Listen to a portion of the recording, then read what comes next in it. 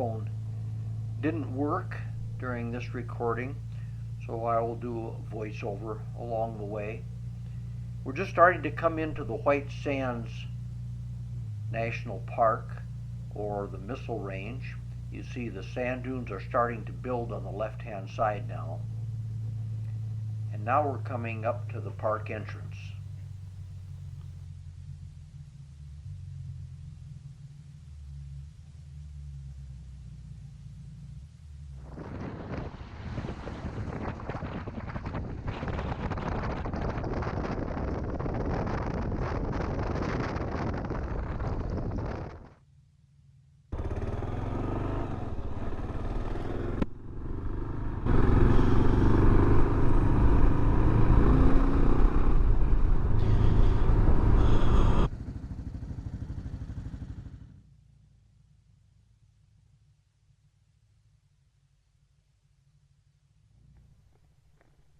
There is a $20 fee for a motorcycle to get in, unless you have your interagency pass, which I had forgotten to bring with me. I'm filming this trip for YouTube. Oh, fun, yes. Your receipt's good for a week, okay? Drive safe. Thank you very much.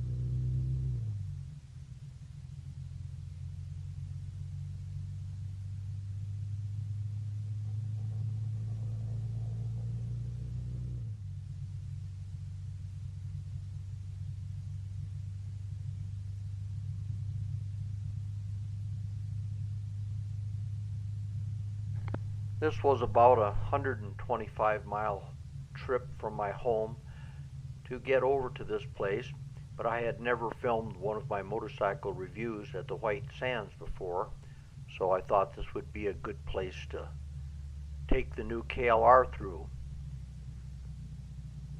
The last time I was here on a KLR was in 2014 when I brought my 2013 model over, but I just had still pictures from that time and no video.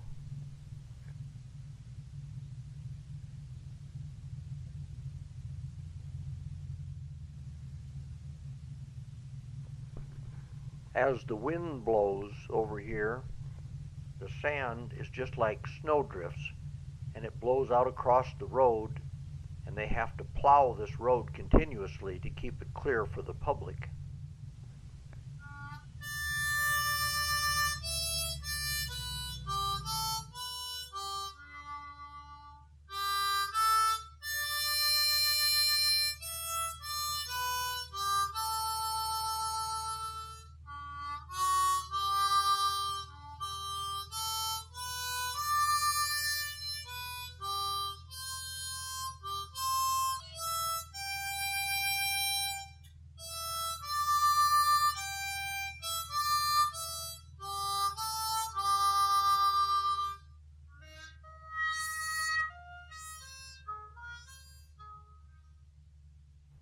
There are quite a few picnic spots scattered throughout the park, or you can pack your lunch pail and climb the sand dunes and go back into a private area and have your little picnic back in the dunes.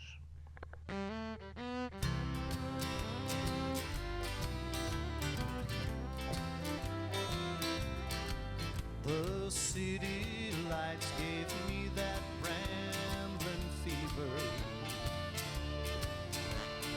I went out alone to chase my dreams. In my sleep at night, her face still haunts me. Now I find my dreams are chasing me.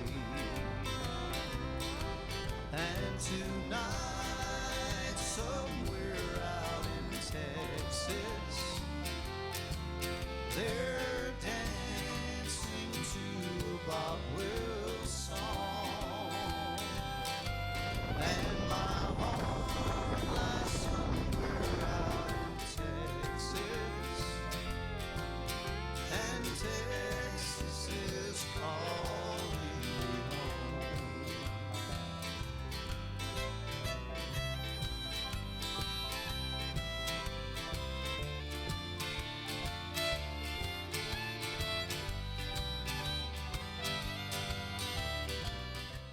there were some Asian ladies hiking in the dunes, and they were coming down to see if I would take a picture of them.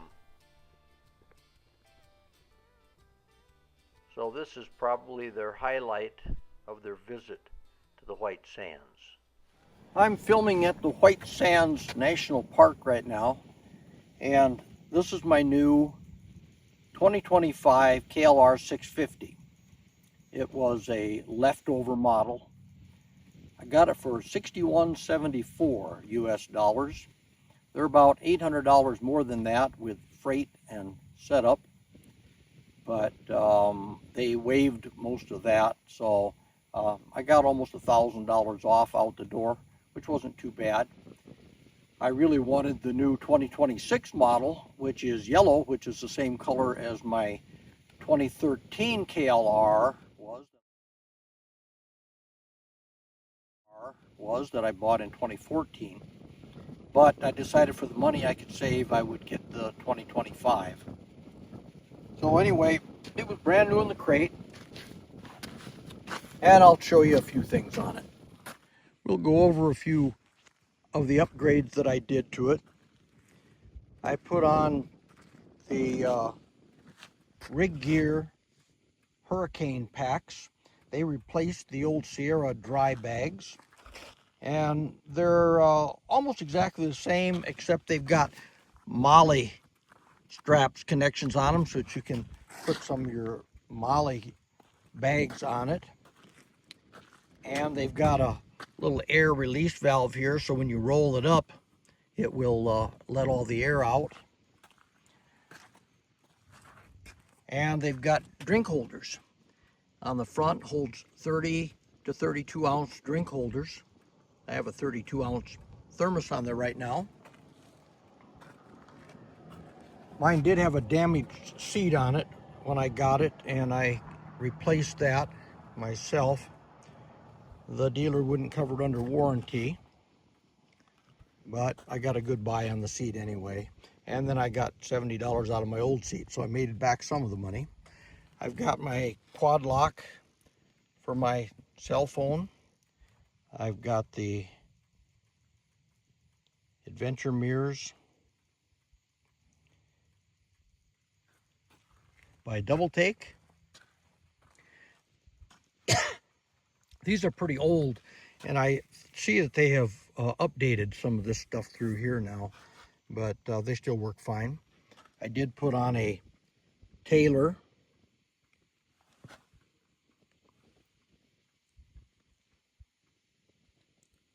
model 9940 thermometer on it. You can see we've got about 83 degrees right now. I put some grip puppies on it for comfort. I've got some bark busters coming for it, but they didn't make it before my trip today, so I don't have those on yet. I do have a V-Stream, the tall V-Stream windshield, so it keeps me entirely out of the wind, no buffeting on top of the helmet. I put Tusk crash bars on it and a helmet lock. For some reason, manufacturers have stopped putting helmet locks on bikes. Sometimes they're under the seat. You have to take the seat off to hook stuff in, and that's such a pain in the butt, but this doesn't even have that. I've got my triangulated camera mount for my Insta360. I put a louder horn on it.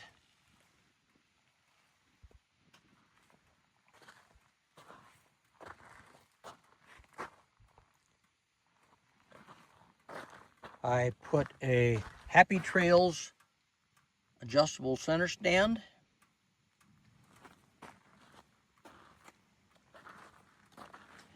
I put a Tusk pannier mount, and you see they have releases built in to release your hard panniers, but I also bought the rig gear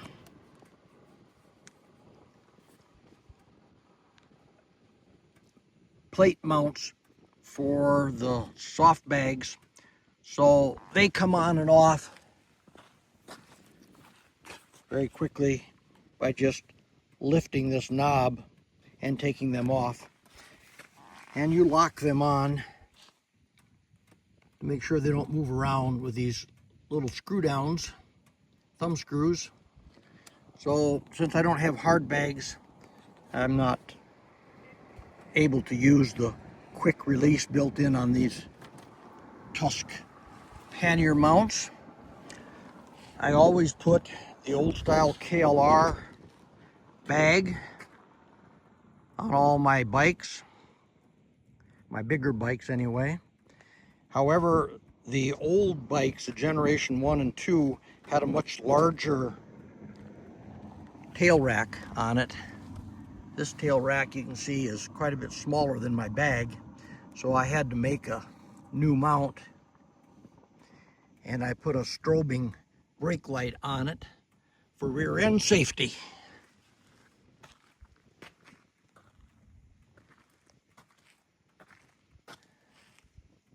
And I think that pretty much takes care of my upgrades on this. Of course, this bike has been around since 1987. It's the longest produced motorcycle adventure bike of any bike in the world.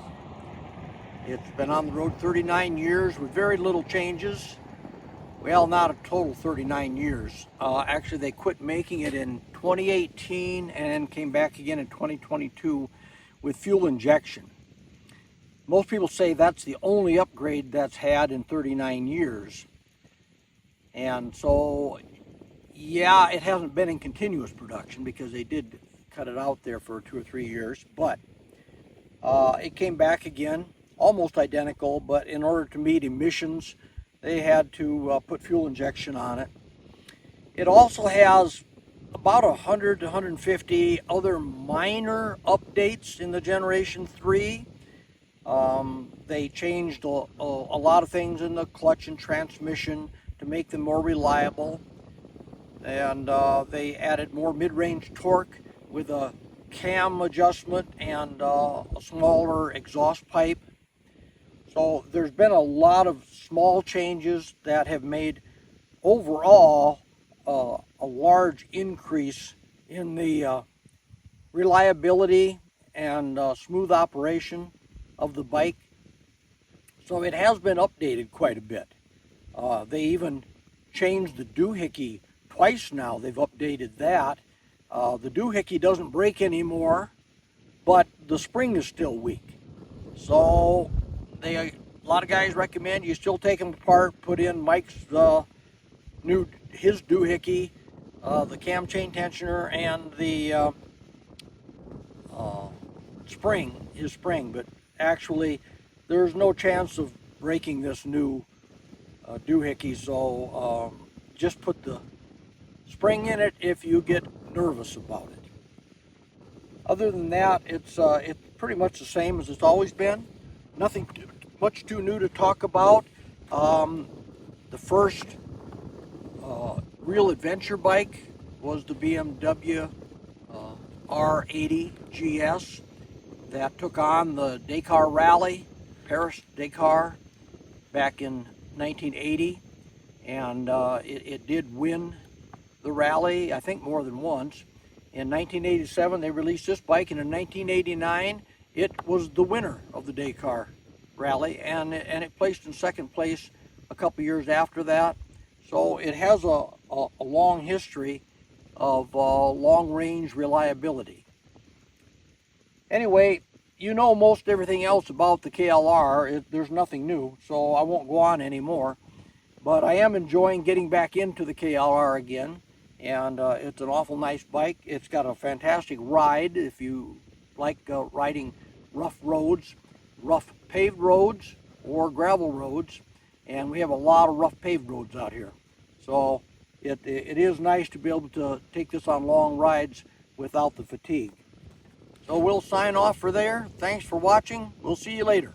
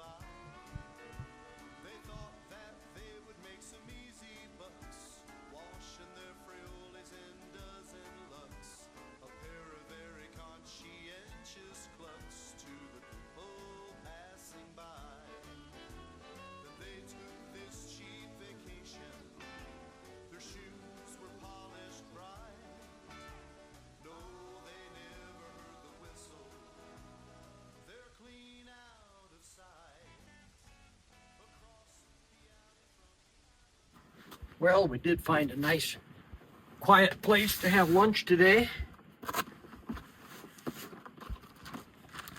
Ham and cheese sandwich, yogurt, apple.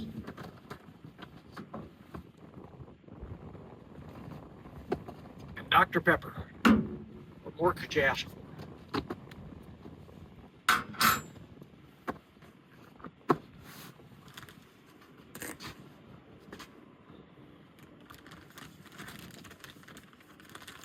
Enjoy.